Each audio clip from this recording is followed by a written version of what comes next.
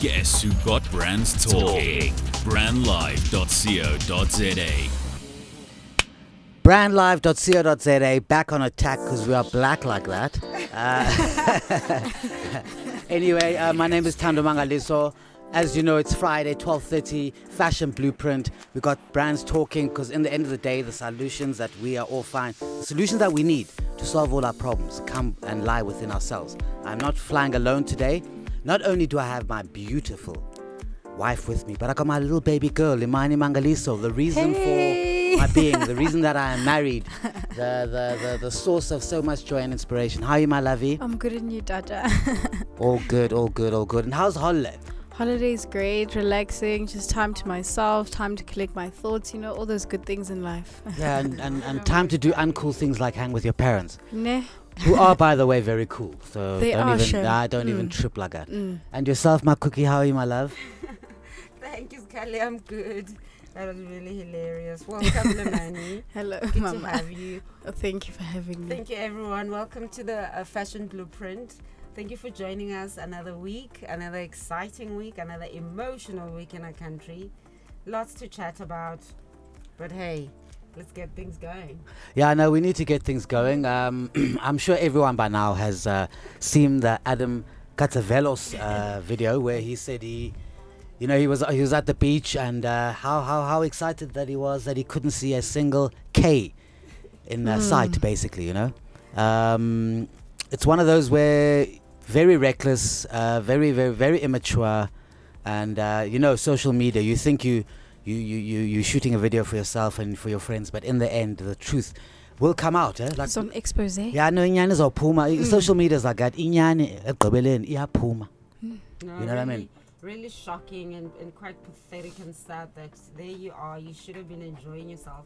Instead, you are obsessing about hatred and racism and insulting other people. And not only you feeling like that it's your business, but to feel the need to record that poison. Who does that? Who does that in this day and age? You put yourself on video. Not only do you videoize yourself, the audacity to send it to someone. Sure. What was it thinking? Sure. And, Yeah. the bittersweet thing about social media is that it's there forever. It will haunt him. It will follow him. His life will never change. His life will never be the same. And I just think what's sad is he just took like race relations like backwards, like you were saying, that he just... Yeah, it feels like 1993 now, He just did such a disservice to our country. And it's really sad when people are trying to build and move on. I think people are not looking for love externally. People have learned to love themselves. It's really about self-love as individuals, as a collective. And people are just trying to build a country. That's what's really annoying, that it's bad for business. And I think, And as a privileged person, he's sitting on a Greek island enjoying wealth that came from South Africa, and he is not grateful for what he has. Instead, he's got hatred. You have to wonder, what kind of sick person is that?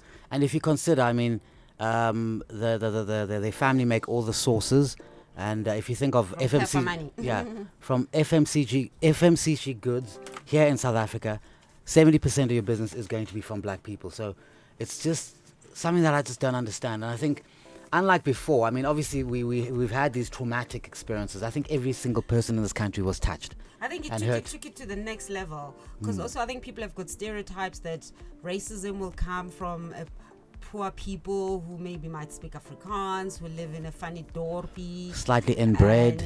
and they will be riding horses and wearing khaki clothes. That's what people think. I think what was really shocking and a bit hurtful is that he seems like your regular... He's a regular Santon guy, regular Joburg Santa, Santon privileged. Your regular northern suburbs guys that you bump into I think that's what's hurtful. And would you go on to say he's a bit of a brew? Exuding racism. Brew. Exuding racism. So it's really, really sad that he had so much venom and the fact that he felt the need to spew it out there, to take it out into the world. Really pathetic. I feel sorry for his kids.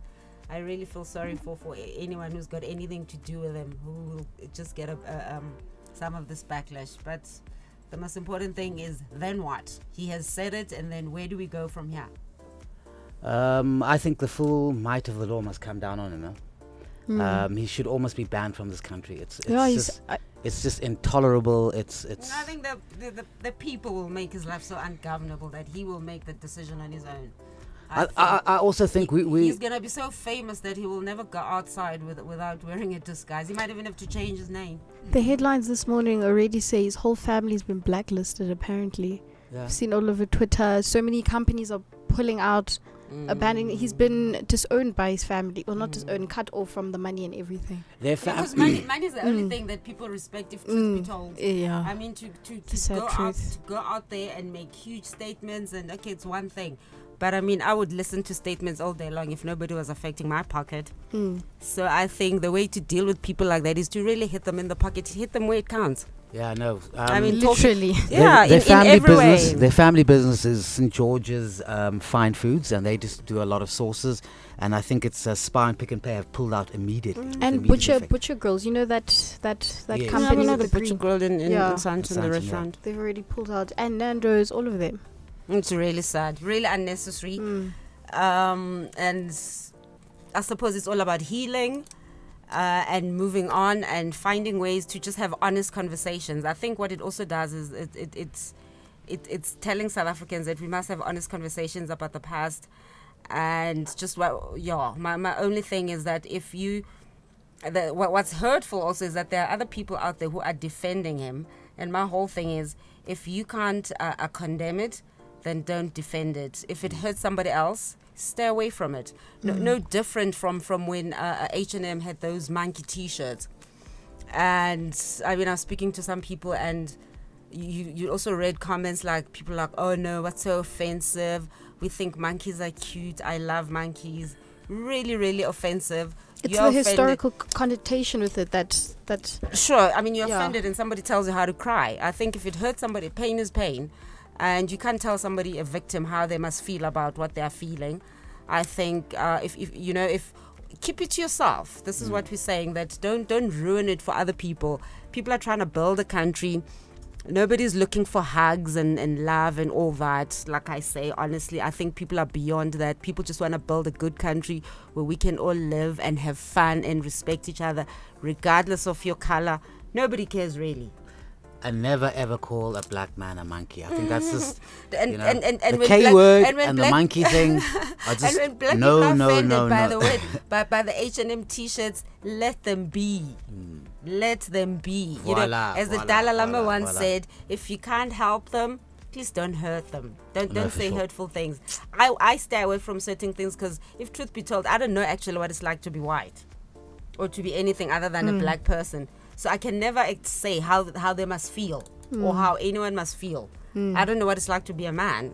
I'm a woman, so I can never tell a man how they must feel. I can only listen and try to understand. So I think it's just one of those things, and I think it's really, really sad that the world has come to this. And I don't think it's a coincidence that you have somebody like that who's supposed to be normalish, videoizing himself saying such racist things, when you've got a president like Trump in America who was also meant to be a regular guy. Remember how you guys first came out? I mean, the other day your little brother was asking me, is this the same Trump who was in the Fresh Prince of Bel-Air? That's actually how the kids remember him. You guys remember? You never watched The Apprentice. No. But you used to watch Donald Trump in the he featured in the Fresh Prince. And he was a cool neighbor. Yeah. He was a cool neighbor to Will and to Will's family, and that's how we remember Donald Trump. That's the first time I ever heard of Donald Trump. And so Kwantu and Kumkani, they were asking me, Mama, is it the same Donald Trump who was in the Fresh Prince? I was like, yeah, actually, that is the same guy. The world is changing so fast. Things are not what you imagine them to be. When regular people just turn out to be these horrific monsters, and they do it so proudly. And in a world where the truth, with somebody like Trump, where he's like, well, the truth is not the truth. There's another, there are no alternate truths. As the one dude said, that's really an oxymoron. You can't have an alternative truth. It is a truth, it is a truth. And in the middle of this whole storm, Donald Trump sticks his head out again. Oh yeah, he doesn't. You know, he doesn't. He doesn't US condemn. President Donald Trump has once again managed to stir up a media storm and spark contentious debate after tweeting about the land expropriation and farm murders in South Africa. And this and Talk this about happened, peddling fake news, huh, Donald? and this is just incredible, you know. You've got the President of the United States getting his facts so wrong after watching Fox Media, who we all know is a very right-wing news network, prophesizing false media, you know. Taking us backwards.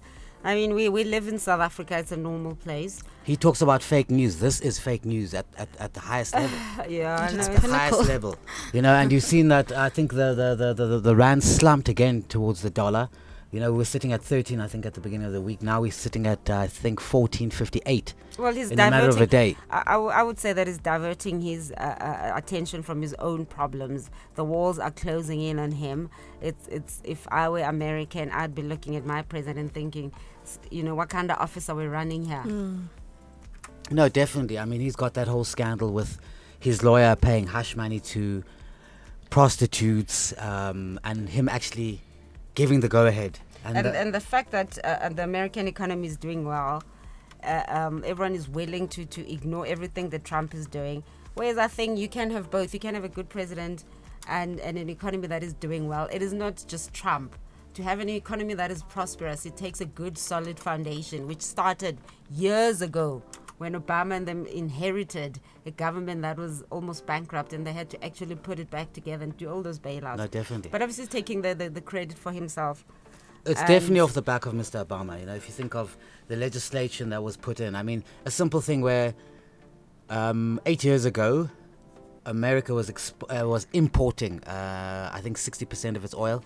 Due to fracking now, America does not import oil anymore. And in fact, America is getting itself ready to export oil. Another great thing that Mr. Obama did was revive the railroads of America. Everything was being used by trucks. And, you know, these are just small examples. And now the railroad network is up. When the railroad network is up in a country that is as vast Look at the U.S. car as industry. America, How they criticize them for bailing it out, and today they're doing so bloody well. Yeah. You imagine all those jobs that would have been lost, the chaos, and also just America losing its influence in the world, the same way that he has pulled out of all these organizations that keep the world order. I mean, okay, American democracy and American global leadership is not perfect or the best in the world, but somehow it has kept a certain level of stability in the world. Definitely. And here comes this man I think what you're trying to say to is destroy all those alliances and all that order. American leadership is important, but we do not need American military Dictatorship. domination.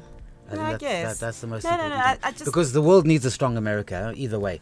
Whether we are importing their stuff or... But I mean, you know, you think of South Africa as a whole. We export a lot to America. I think there's a lot of scope in terms of, you know, agri-processing and natural products, and also car parts and technology now. Well, nature never leaves, doesn't allow room for a vacuum. If America steps down from that role, you've got China. You and I were at the Chinese conference last week when we left the show, and really about just exposing us to the Chinese market, the scale of it, the opportunities, how they are ready. And remember, the great thing about a place like China and Russia is that you have one agenda, as in the country is pulling in one direction due to its lack of democracy more than anything, in the sense that what the leader says is happening, everyone supports that, because there's no room to maneuver and do your own thing. But what that means is that the country does achieve its goals and moves in a particular direction. Yeah. And if it means hardships in some of those countries, like Iran at the moment, if it means a certain level of hardship to achieve a particular objective, they're willing to do it. If people are willing to blow themselves up, to suicide bombers to drive a particular message, you can imagine what other people who've got similar convictions are willing to do Yo. to preserve their dignity and build a better future. Word is bond. Word is bond. That is the truth. And here at 27 Boxes, I mean, you know, it's one thing to talk about fashion and lifestyle and things like that, but I just love the way that we're covering so many topics. Well, we have to, because fashion doesn't happen in a vacuum. Fashion tells the story. We are in fashion, in fact, to send to tell a different story. That's why we got into fashion. We've said it again. So it wasn't for the sake of pretty clothes and being glamorous. I mean, the world is full of beautiful clothes. If you want, it's like, yuck, another beautiful dress. Yuck, another beautiful dress. We are looking for more. Are we looking for meaning? We are looking for meaning. We are looking for your story. We are looking for impact. So you created this dress. You created this dress. What does it mean? How is it changing anyone's lives? I mean, it doesn't mean you can't create beautiful dresses, but okay, great. Then what? And that's what it's about. So fashion is really to tell a particular story. For us, coming up with a brand Sangres was really to tell a different narrative, to tell a different narrative about African stories and African aesthetics. That there isn't a single form of beauty. That it's not, if you think the typical thing that we did, that A-line skirt was targeted at the South African girl with the tiny waist and the hips, a skirt that would be flattering whether you have hips or don't have hips, because South African women come in all sorts of shapes, sizes and colors. Adam? Levine? Okay, guys, listen, it's that time of the day. We can carry on and on and on, but we need to quickly go pay bills. Siyabuya manje. And Don't also go read anywhere. some messages. Bold statement, yet blending into the surrounding suburbs of Melville, 27 Boxes is a realization of edgy design and practical implementation. A radical departure from the shopping malls of our generation, yet not a return to the high streets of our youth. 27 Boxes showcases the best of a shopping centre set in a garden, surrounded by the bohemian suburb that is Melville. 27 Boxes, shop, play. Harnessing the power of talk radio. brandlive.co.za. Whether you're an athlete or just going about your day-to-day business, use TurboFreeze on the go for any pain relief or inflammation. It's the #1 pain relief formula. To find out more, log on to our website, www.turbofreeze.co.za. May I have your attention, please? Brandlive.co.za is thought leadership radio. It's a new way to communicate your brand, your value, and what we think about your industry. Be a leader. Be a voice, and we will help you shape your industry. Our radio platform is for thought leaders who want to share insights, businesses who want to create value for their databases, organizations who want to control their message, for those that drive change. Make your brand come alive on brandlive.co.za, harnessing the power of talk radio. brandlive.co.za. You're listening to brandlive.co.za. Here we go again. Back from the ad break, and the topic is hot. We keep it flowing, we keep it coming, talking about Donald Trump and his silly tweets, and just how he's just destabilizing everything, just involving South Africa now with fake news. He's always talking about fake news, but him and his mates from Fox have just done the ultimate fake news. Land reform without expropriation is a reality. It is going to happen. But obviously, we South Africans, I don't think there is a way that this thing can be done. If you're sitting in your house in Sandton, don't worry, we're not after your land. But, there's a bigger picture. And remember that in the end of the day, wherever you go, the land will always be the issue. You can look at it from all sorts of angles, but when the black people, who are the majority in this country, only own 3% of the land, there is an imbalance, and the imbalance needs to be redressed. The question is the how, I guess. Yeah. We don't need Donald Trump dictating to us as to what should happen. Interesting how he didn't condemn the tourist on the Greek Isles, but is quick to condemn things that have got nothing to do with him. But on that note, we must say that as South Africans, we condemn violence, we condemn the killings of, whether be it kids crossing the farmer's lands or the farmer himself being killed. We don't need that. We are all South Africans. We've got so much more to achieve. I think everyone just wants to live. Hatred does nothing. It takes us backwards. I think people must just work hard and get on with their lives, man. No, for sure. People must just be strong. But, you know, obviously people like Donald Trump will add their 2 cents worth. It's just obviously part of his strategy. It's also part of him bringing, encouraging the rise of right-wing across the world, and neo-Nazism and fascism. All those really outdated things that will not, will never go back there, unfortunately. Maybe they'll come up with new things, but the world is just not going back there. Nobody's interested. Nobody cares. But would you say that a lot of the countries, for example, in Europe, are moving towards a right government? I mean, you think of England has got a conservative government. Italy has got an ultra-right government. Yeah, you know, like I said earlier, Switzerland has got a right-wing government. Well, you know, if you want to follow the truth or follow where things are going, always follow the money. It's all about the money, baby. You're always so spot on. At the end of the day, it's whatever agenda that is being pushed, it is either to make sure that somebody loses money or somebody gains money. At the end of the day, it's all about the bucks. As Sister Bucks calls herself Sister Bucks. She had it right. It's really about the money. Those right-wing governments are there on top of the pile, talking and complaining, so they can get in control of the funds, because they're using those emotions to people who are genuinely struggling, whereas it is not the immigrants that have messed up the countries.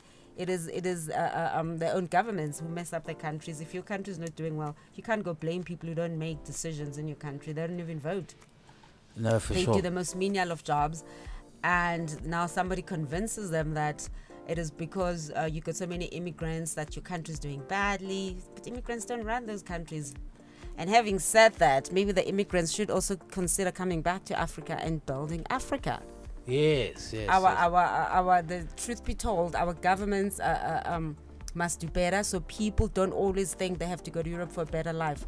I mean, my heart breaks every time there's another boat crossing over to Italy and they turn it away and people are dying there, and you're just thinking, good God, surely there must be a new way of doing things. And in saying that about a new way, I liked what that former Prime Minister of Britain said. What's his name? Cameron. The younger, yes, Dave Cameron. Dave Cameron is part of a group of people who are lobbying around the world for a different solution to these troubled, he calls them fragile governments. A place like Zimbabwe, a place like Rwanda, all those places that have had genocide, how the dominant thing from the West has been to go into those countries and demand a regime change and say, come, let's get a regime change and let's put a new government tomorrow. The thing is, if the country is in tatters, what's the point of having a democracy there? And they've also seen that in half of these countries, you go in there and you change the regime and you insist on elections. Guess what? The wrong people always get into power. So you gotta set the foundation. You gotta get in there. You gotta bring stability, build help the current system, build a justice system, help people to build civil societies, and then you go for elections. Yes. In the same way that in our country we didn't. When Mandela came out, I was like, how come we not? I mean, most of us thought he would just come out of jail and walk straight into the Union building, right? Yeah. And be president, or there'd be elections the very next day. No, it took us 4 years, isn't it? Yes, yeah. It took us 4 years. From 1990 to 1994, there was a reason. People call the South African transition a transformation, a miracle. Well, it wasn't a miracle. People paid for it, and people worked hard for it, and other people are still paying. There's a lot of unresolved issues, clearly, and that people are still paying for. But I think there is something to be learned from the South African example, and it is such a pity that you've got people like that Adam Kotsavelas guy. Let's make him famous. Taking everyone more famous than he already is. Taking people backwards. Because this country has achieved a lot from where we came from. Things could have gone horribly wrong. Like I often say to my kids, I mean, we've seen how people of the same color have treated each other. So of the same color, almost the same culture, have treated each other across the world. I mean, you same look, races. I mean, you look at China, South America. And all because of money. At the end of the day, it's somebody wanting money. So if you don't ever think that your black skin, there's something wrong with your black skin, that you are to be oppressed or exploited. It's really your pocket and your weaknesses. Your weaknesses are what they're exploiting. And your weaknesses or your strength, they cannot see. It's not on your skin. Your weaknesses are internal. And because they cannot see it, and when I say they, I mean the enemy, whatever color they are. Somebody who is trying to get to your money, somebody who's trying to enslave you, somebody who's trying to make sure that they are benefiting from your hard-earned pocket and your sweat. That's really what it's about. Don't ever think that there's something wrong with your black skin. I see a lot of people on Facebook going, oh, why do they hate us? Why do they hate us? It's not what they hate, it's what they love. Your pocket. And how do they get to that pocket? How do they get to that pocket? So they'll use anything, the same way that in Europe you see in those football matches, they'll use monkey noises. Yeah, and throw a banana. And throw a banana just to destabilize the player at that particular moment. And if people can see it like that it's ready to hurt you and to throw you off so they can win the game. They really don't care what happens to you. It's no reflection of who you are. It is them fighting with everything that they've got. And we have to fight with everything we've got to build our country, to make sure that we are moving ahead. Okay, her word is her bond, and her word is the truth. We've come out of a very sad week. All of us were affected by this. I don't care who you are. It's shocking. It's disgusting. We never thought that we'd be going down this path. But South Africa is a great country. We will recover from this. We will build together. And, as far as race relations, like when you go all over the world, I think, South Africa is one place where, especially in the urban centers, where there is a lot of integration, When I go to Durban and I go to Shaka Marine World, and you just see everyone just having a good time. You don't get that anywhere else in the world. Money. I think like my wife says, if people make money and people are happy, they really won't care unless you're a psycho when you should be sitting on a beautiful Greek beach, reciting Socrates, thinking of all the beautiful things that the Greeks that came before you did. That's what you should have been doing. He should have been sitting there reciting some amazing poetry. I mean, I read a lot of Greek poetry. I'm a scholar like that. And there he is spewing venom, just being a real loser. I mean, some people are just doomed. Doesn't matter how much money they've got. It's really sad. But I'll say, if you can't change people like that, we better fortify the weak. And right. Build the wallets. Let's be prosperous. Then you won't care what your neighbor's doing, I think, if you've got enough money. Okay, and on that note, it's time to wind down. It's incredible, the weeks flash by so quickly. As I left last week, I thought, I've got the whole week, and before I knew it, I'm sitting in front of you guys having a go with the Fashion Blueprint. Guys, join us again next week, 12:30 p.m. Thank you very much. Limani, is there anyone that you want to send a shout out to? Yeah, Masgani. Shout out to my parents.